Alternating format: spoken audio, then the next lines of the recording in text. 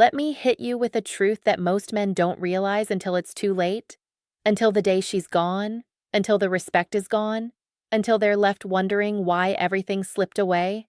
You are the prize, not her. And the moment you forget that, the game changes, and not in your favor. Now, I know some of you already feel that sting in your chest just hearing me say it. What do you mean I'm the prize? Isn't she the one I'm supposed to chase? That reaction right there proves the point. You've been trained, yes, trained to believe your value has to be earned through her approval, that you've got to chase, to prove, to bend, to beg, to perform, just to keep her attention. And let me tell you straight, that is the exact mindset that kills attraction. See, somewhere along the way, men got flipped upside down. We've been told masculinity is toxic, that leadership is oppressive, that if we're not constantly proving ourselves to women, we're somehow failing. And the result? Strong men walking on eggshells in their own relationships. Men who've given away their power without even realizing it. Let me ask you something. When you're focused, when you're calm, when you're building your life, investing in your health, your goals, your purpose, who's more in demand? Is it the man desperate for her time or the man grounded in his own mission? Exactly. The stable, confident, emotionally in control man is rare, and rarity is valuable. That's what she truly craves, even if she never says it out loud. But here's the crazy part.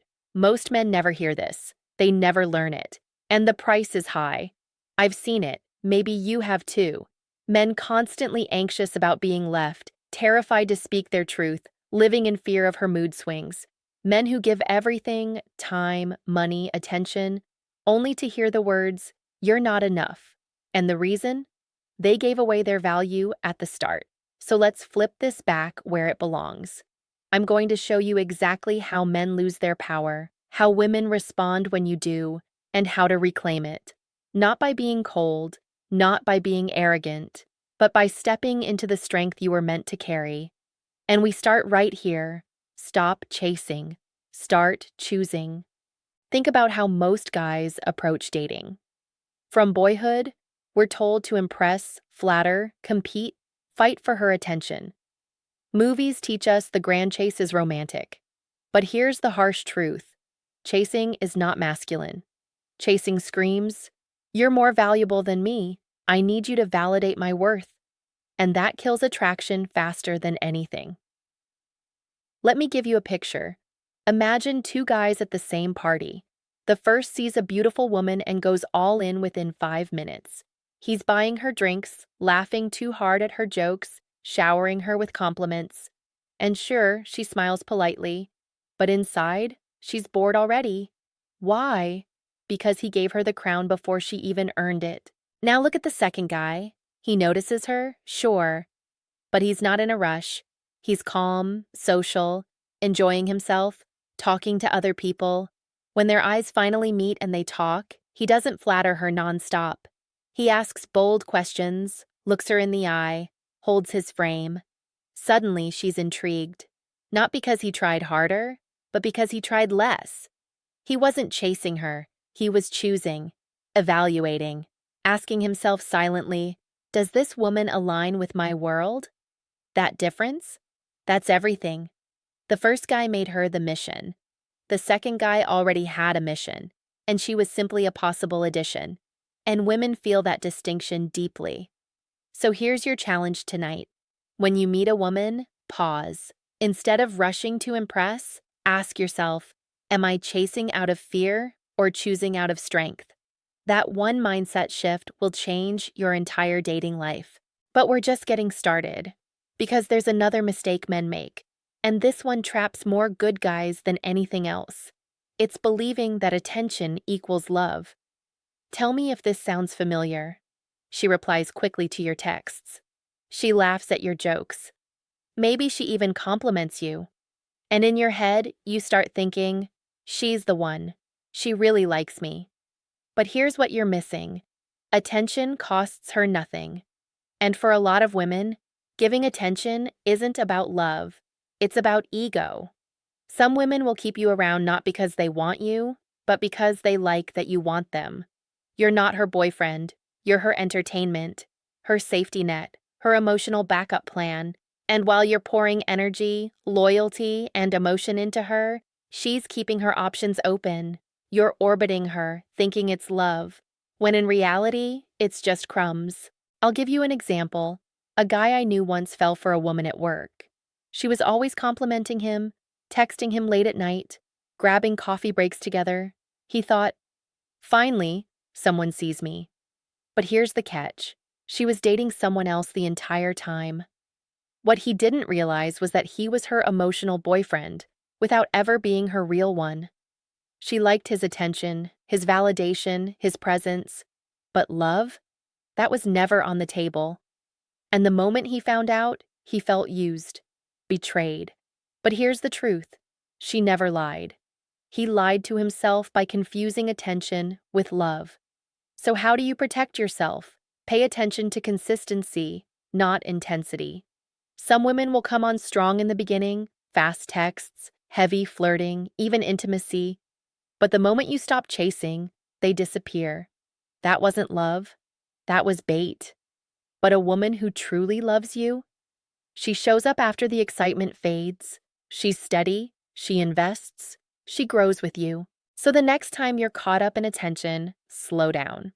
Ask yourself, is she consistent or just convenient? That single question could save you months, even years, of wasted energy. And here's where I'll leave you for now, because the next truth is the one that hurts the most, the one that men deny the hardest, the one that flips the entire power dynamic in ways most guys never recover from once it's gone. It's the moment you start begging. And when you beg, you lose something you don't get back by apologizing for the 10th time or sending another paragraph-long text. When you beg, you don't just lose points, you lose your frame. And frame is the invisible thing that makes a woman feel either pulled toward you or quietly turned off, even if she can't explain why. Let's be honest, nobody sets out to beg. You start normal, confident, funny, busy with your own life. Then she pulls back a little. Fewer texts, shorter replies. Suddenly you're reading receipts like tea leaves. You tell yourself, let me just fix this. One good message, one big gesture. And boom, you're sprinting after a connection that's walking away on purpose. Here's the part you don't see in that moment. When you push, you're not fighting for love. You're fighting to calm your anxiety. And anxiety never creates attraction. It creates pressure. I've watched this play out 1,000 times. A guy named Andre told me, I just wanted clarity. So he sent 5 messages in one evening, each a little longer, each a little more explaining. He called it honesty. She read it as neediness. She didn't feel safer, she felt smothered. Because the man who knows his worth would rather risk silence than throw his dignity into a void. Try this tonight challenge. Check 1. If you feel the urge to chase clarity, write the message in your notes app, not in the chat. Sleep on it. If it still feels right tomorrow, shorten it by 70%, remove the defensiveness, and send only the question that actually needs an answer. That's masculine communication, clear, brief, and calm. Here's the reframe. Clarity is earned by behavior, not begged from words. If she's consistent, you'll know. If she's not, you'll know. No monologue will turn inconsistent into consistent. Your standard will. Now let's walk into the engine room of attraction, emotional control. I don't mean acting like a robot. I mean being the thermostat, not the thermometer. The thermometer reacts to the room. The thermostat sets the room. Picture 2 moments. Moment A. She's short with you over text. You fire back a question mark, then another. Everything okay? Did I do something? Your heart is racing. You're trying to lasso your piece out of her phone. Moment B. She's short. You register it, breathe, and pivot back to your day. Later, when you talk, you lean in calmly. You felt a little off earlier. Everything good? Same situation. One version bleeds power, the other signals leadership. Women don't fall for men who never feel. They fall for men whose feelings never yank the steering wheel. Because if your emotions can toss you around, anyone can toss you around. And if anyone can toss you around, you're not safe. You're volatile. Safety is the root of respect. Respect is the root of attraction. Try this tonight challenge number 2, 90-second rule. When your emotions spike, jealousy, anger, panic, set a 90-second timer. No typing, no calls. Breathe slow and deep. In for 4, hold for 4, out for 6. Ask yourself 3 questions. What am I assuming? What do I actually know? What action maintains my dignity? You'll be shocked how many emergencies vanish in 90 seconds. Now we have to talk about the things so many men take personally. Tests. She tests you to find a leader, not a dictator, not a bully, a leader. Someone she can trust when life gets messy. Tests aren't always dramatic. Sometimes they're subtle. A snarky comment to see if you crumble. A plan change to see if you wobble. A boundary nudge to see if you backpedal. It's not cruelty. It's calibration. She's asking, can I relax with this man? Does he hold himself when the wind blows? Here's a small real-life moment. Jason, a client, told me about a date where she said, I don't know. I kind of like men who are more spontaneous. You seem scheduled. Old Jason would have panicked and flipped his whole personality to prove he was fun. New Jason smiled and said, I love plans because my time matters, but I can absolutely make space for a little chaos on purpose. He didn't shrink, he didn't argue. He reframed with warmth and held his standard. 2 weeks later, she said, I don't have to manage you. That's a first. Try this tonight challenge, number 3, the 1-sentence frame. When you feel tested, answer in 1 sentence that honors your value. Examples: I don't rush decisions, but I always follow through. I'm happy to listen, just not to disrespect. I'm flexible on timing, not on integrity. Short, calm, unshakable. Now we're ready for the most controversial part, the part that triggers people who never had a strong male role model. You are the prize, not by birthright, by build right. You don't become the prize because you say it louder. You become the prize because you live it daily. What does prize look like in the real world? It's not a Bugatti and a 6-pack. It's a calendar with meaning. It's discipline that chooses the gym when your feelings pick the couch. It's cash flow that pays your future first. It's friendships with men who call you out and call you up. It's a mission that would exist even if you were the last person on earth. It's kindness without pandering, generosity without performance, and boundaries that don't need permission. You'll know you're stepping into prize energy when you stop chasing highs and start building habits. When you stop bargaining for attention and start investing in purpose. When you stop proving you're not like other men and start being a man who doesn't explain himself to people who aren't invested. Let me tell you a 2-minute story. There's a guy named Eli. Good heart, high integrity, decent career. But he gave away his center in relationships, over-texted, over-explained, over-apologized. He thought love was maintenance, keep her happy at all costs. After his 3rd breakup, he finally snapped and said, I'm finished performing. He wrote 3 non-negotiables on a sticky note and stuck it to his mirror. Purpose first. If it clashes with my mission, it's a no. Respect or remove. 1 warning, then I'm out. Consistency over chemistry. If it's hot, then cold, it's no. 6 months later, he didn't become cold. He became clear. He dated slower. He listened more. He believed words less and patterns more. He smiled and leaned back when tested. He ended one early with, You're great, but our values don't align. I wish you the best. 2 months after that, he met someone who said, I feel steadier around you. That's prize energy, stable enough to be selective. Soft CTA. If you've ever sabotaged yourself by over-explaining, drop no more essays in the comments. It'll keep you accountable, and you'll see you're not alone. Let's stitch everything together with practical day-to-day mechanics you can use immediately. The 4 switches that flip attraction without games switch. 1. From performing to inviting. Performing says, please like me. Inviting says, here's my world, you're welcome to step in. Practical move. When you plan a date, present two options you genuinely enjoy. I'm choosing between a jazz lounge or a rooftop coffee at sunset. Which one's your vibe? You lead. She chooses within your frame. Switch 2. From availability to reliability. Constant availability screams boredom. Reliability signals backbone. Practical move. If she texts mid-workday, respond during your next natural break, not in the middle of your focus block. When you reply, be warm and present. She'll learn you're not glued to the phone, but you do show up consistently. Switch 3. From explanation to standard. Explaining tries to win approval. Standards command respect. Practical move.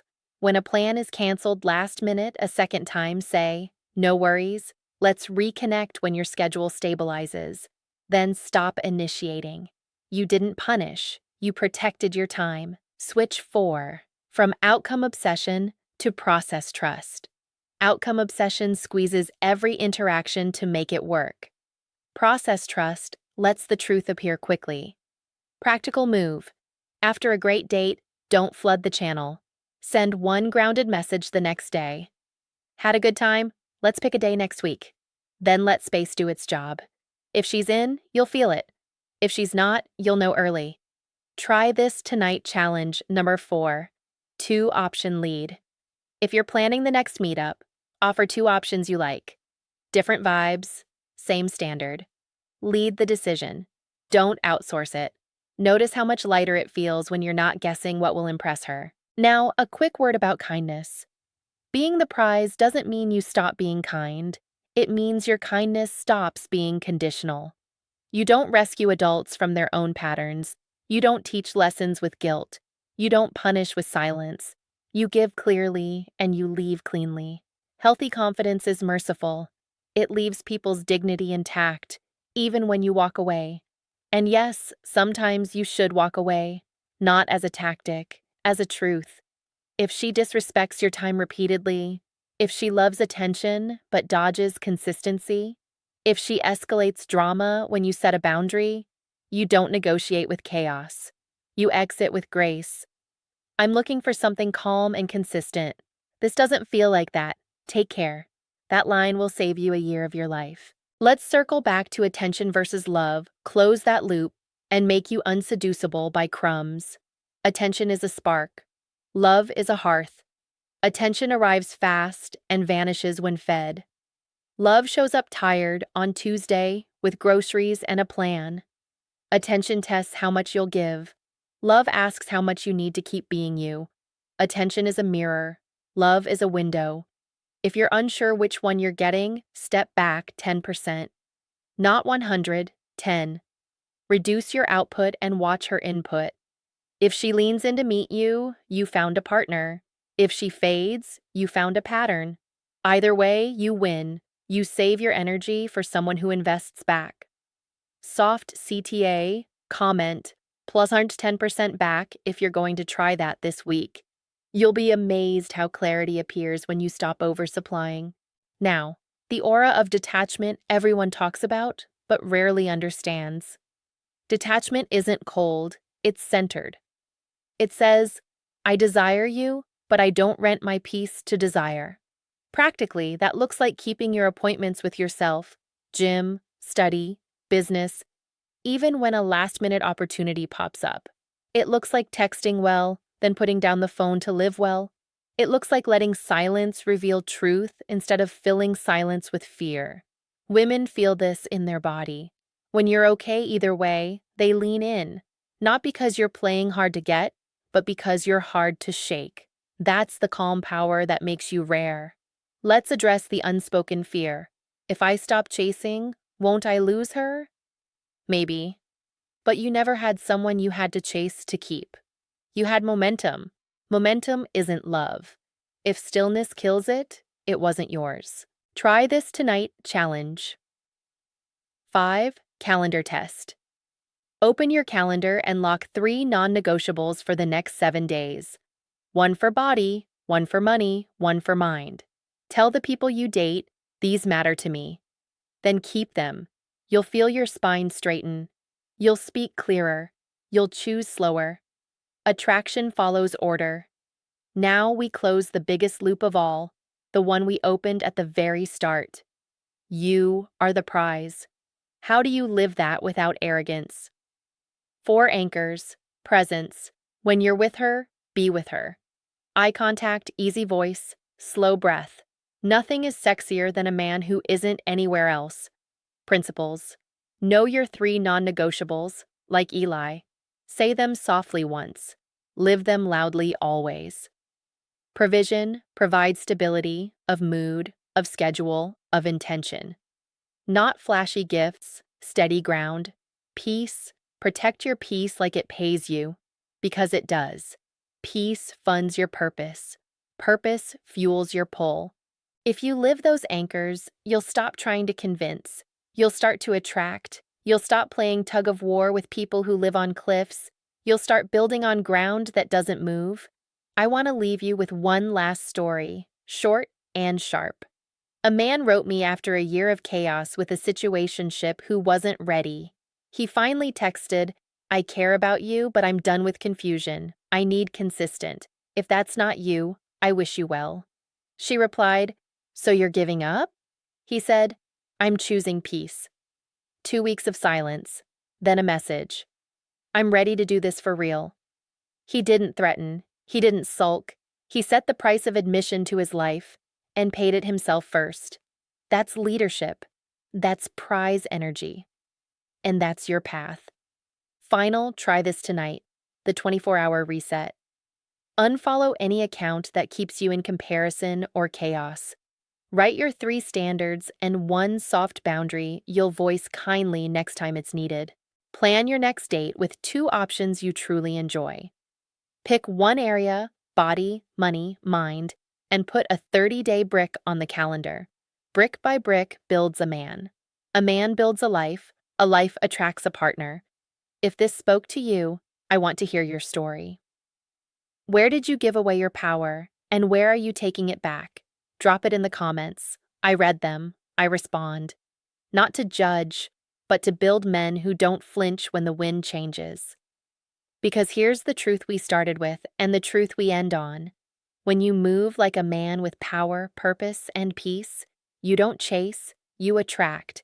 And the woman who's meant for you won't make you beg for the place you already built in yourself. You are the prize. Live like it.